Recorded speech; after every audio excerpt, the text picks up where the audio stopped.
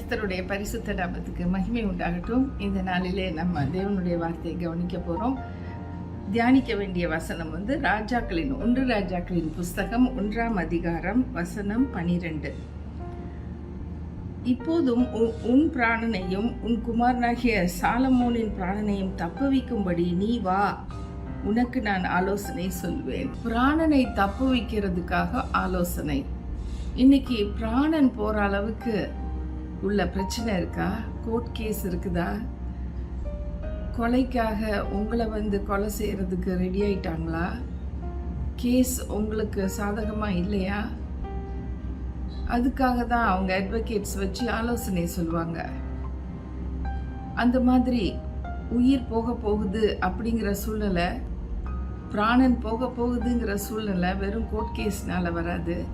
ஒரு ஆக்சிடென்ட்னால கூட வரலாம். முக்கியமான அங்கங்கள் நசுக்கப்பட்டு அப்படி அது சேதமாயிருக்கலாம்.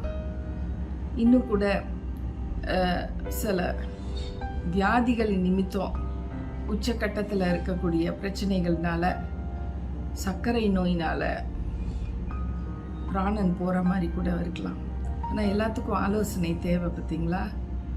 ஆலோசனை கட்டாயம் தேவை. கர்த்தர் நமக்கு ஆலோசகராக இருக்கிறார். அவருடைய ஆலோசனை தான் கரெக்டாக இருக்கும். இங்கே ஒருத்தர் ஆலோசனை சொல்கிறாரு, ஒரு தீர்க்கதரிசி. இந்த குடும்பத்துக்கு ரொம்ப வேண்டப்பட்டவர். அவர் பத்ஷபாளுக்கு அவங்களோட மகனாகிய அந்த சாலமோன், தாவீது ராஜாவுக்கு பிறந்த அந்த மகனை ராஜாவாக்கணும்னு சொல்லிட்டு, இந்த தாவீதே ஏற்கனவே சொல்லியிருக்கிறார், ஓ மகன்தான் அரண்மனையில் ராஜரீகம் பண்ணுவாருன்னு சொல்லியிருக்கிறார். அதை கேட்குறதுக்காக தான் இவங்க இப்போ பிளான் போடுறாங்க. ஆனால் இவங்க பிராணன் போகிறதுக்கு வேறு சில பேர் பிளான் போட்டு, ராஜாவாயிட்டோன்னா அவங்கள தொலைச்சி கட்டணும். ஏன்னா அவங்க தான் ராஜரீகம் பண்ணுறதுக்கு தாவீதால் நியமிக்கப்பட்டவங்களாக இருக்கிறாங்க. ஏன் கடவுளால் கூட நியமிக்கப்பட்டவங்க.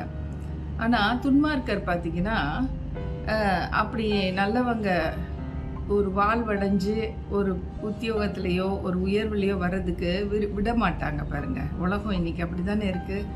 நல்லவங்க ஆட்சி புரிய முடியல. பாருங்கள், எல்லா திட்டங்களும் எல்லாமே மனுஷர்களை கொல்றதுக்கும் மனுஷர்களுக்கு விரோதமாக எழும்பக்கூடியவைகள் எல்லாம் வரும்பொழுது நம்ம என்ன யோசிக்கிறோம்? இந்த நாட்டில் நல்லவங்களே இல்லையா? எவ்வளோ கொடூரம் நடக்குது. ஏழைங்களுக்கு விரோதமாக எவ்வளோ நடக்குது. பெண்களுக்கு விரோதமாக, குழந்தைகளுக்கு விரோதமாக எல்லாம் நடக்குதே இந்த நாட்டில். இந்த நாட்டை விட்டே போயிடலாமா அப்படின்னு கூட சில பேர் பேசுவாங்க. பார்த்தீங்களா? விரக்தி அடைந்து அவங்களால முடியல. அதுக்கப்புறம் அவங்களுக்கு என்ன செய்யணும்னு தெரியல. அந்த சூழ்நிலையில் ஆண்டவர் சொல்கிறாரு, இன்றைக்கி நான் உனக்கு ஆலோசனை கர்த்தராக இருக்கேன். நீ வலது பக்கம் போகிறதா இடது பக்கம் போகிறதான்னு தெரியாத நேரத்தில் உன் காது கேட்க ஒரு குரல் சொல்லும், இந்த வழியில் போ, இதுவே வழி அப்படின்னு சொல்லி ஆண்டவர் வழி காட்டுவார். கர்த்தருடைய பரிசுத்த நாமத்துக்கு மகிமை. இந்த ஆலோசனை இல்லைன்னா சீர்கெட்டு போயிடுவாங்கன்னு வேதம் சொல்லுது. கர்த்தருடைய ஆலோசனை கட்டாயம் வேணும். ஒரு குடும்பத்தில் ஒரு பிளவு உண்டாயிருக்கு. கணவன் மனைவி மத்தியில் சண்டை, பிரச்சனை, அடிதடி எல்லாமே ஆயிடுச்சு. டிவோர்ஸ் ஆக போகிறாங்க. அந்த தருணத்தில் அந்த மனைவியானவ ஒரு ஃபோன் அடித்து, நீங்கள் ஆலோசனை சொல்லுங்கள் என்னன்னு சொல்லும்போது, கொஞ்சம் பொறுத்துக்குமா, டிவோர்ஸுக்கு நீ போகாத, நீ கிறிஸ்தவளாக இருக்க, அவங்க எல்லாமே இந்துக்கள், அவங்களுக்கு தெரியாது அன்புனா என்னன்னு தெரியாது, அதனால அராஜகம் பண்ணுறாங்க, நீ கொஞ்சம் பொறுமையாயிரு, டிவோர்ஸ் பண்ணக்கூடாது, நீ முன்னுக்கு போகாத, இந்த காரியத்தில் பிரிக்கிறத கர்த்தர் விரும்பவே மாட்டாருன்னு சொல்லி கொடுத்து, அந்த மகளுக்கு ஆலோசனை சொல்லி கொடுத்து, தேவனுடைய வார்த்தையை சொல்லி கொடுத்து, எப்படி இந்த மாதிரி ஒரு ஸ்பிரிச்சுவல் வார்ஃபேர் ஒரு குடும்பத்தில் ஒரு பிரிந்து போகிற ஒரு தருணத்தில் எப்படிப்பட்ட உபவாச ஜபத்தை செய்து வார்த்தையை பிடித்துக்கிட்டு அதையே சார்ந்து இயேசுவை சார்ந்து ஜீவிக்கும் போது எல்லாம் தலைகீழாக மாறும். மாறுதலாய் முடிந்ததுன்னு சொல்கிற வார்த்தையெல்லாம் அப்போ தான் நிறைவேற்றி கொடுப்பாரு. இந்த மாதிரி ஒரு பயங்கர தீவிரவாதமான ஒரு முடிவை நீ எடுத்துறாத, தயவு செய்து நீ காத்திரு, கொஞ்சம் பொறுமையாயிரு அப்படின்னு சொல்லி இப்போ வழி நடத்தினது நிமித்தம் அந்த குடும்பம் மறுபடியும் ஒன்று சேர்ந்து நல்லா இருக்கிறாங்க. இப்போ அடிதடி இல்லை, இப்போ குழப்பம் இல்லை. ஏன் எப்படி வந்தது? கர்த்தர் கொடுத்த ஆலோசனை. கர்த்தருடைய ஆலோசனை மதிக்கத்தக்கது. கர்த்தருடைய ஆலோசனைப்படி செய்கிறவங்க பிழைச்சிக்குவாங்க. அதை அசட்டை பண்ணிட்டு எனக்கு ஆலோசனை வேணாம், ஒன்று வேணாம், நான் பார்த்துக்கிறேன், என் வழியை நான் பார்த்துக்கிறேன்னு சொல்லி போகிறவங்க வந்து பயங்கர தோல்வி அடைந்து தான் வருவாங்க. அவங்க தோல்வி அவங்களுடைய வாழ்க்கையே நாசமாயிரும். சில பேர் தற்கொலை பண்ணிக்குவாங்க, சில பேர் கொடூரமான முடிவுக்கு போயிடுவாங்க. கர்த்தருக்கு மகிமை உண்டாகட்டும். இந்த அருமையான வேலையிலும் நம்மளுடைய வாழ்க்கையை கட்டி எழுப்புறத நம்ம செய்யணும். புத்தியுள்ள ஸ்திரீ தன் வீட்டை கட்டுகிறாள், புத்தி இல்லாத ஸ்திரீ தன் கரங்களினாலே அதை உடைத்து போடுகிறாள். பாருங்க, ஒரு டிவோர்ஸ்னா ஒரு குடும்பத்தில் எப்படிப்பட்ட ஒரு வேதனை பாருங்க. அப்புறம் தனித்து வாழணும்.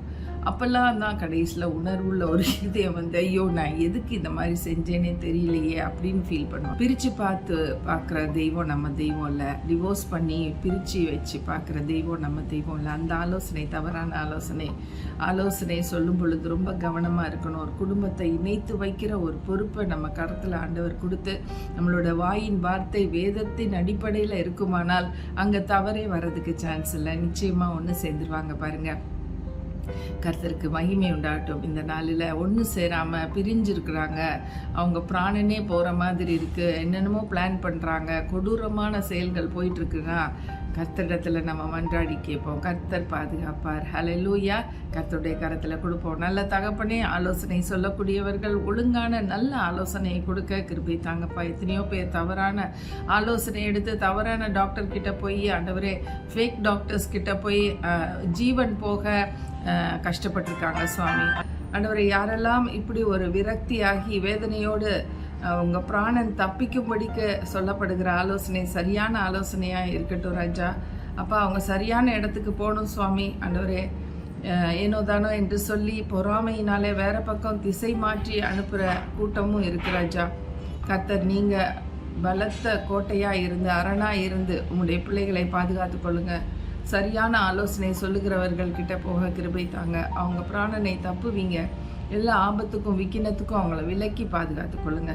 துதிகன மகிமை உமக்கே செலுத்துகிறோம் இயேசுவின் நாமத்தில் பிதாவே.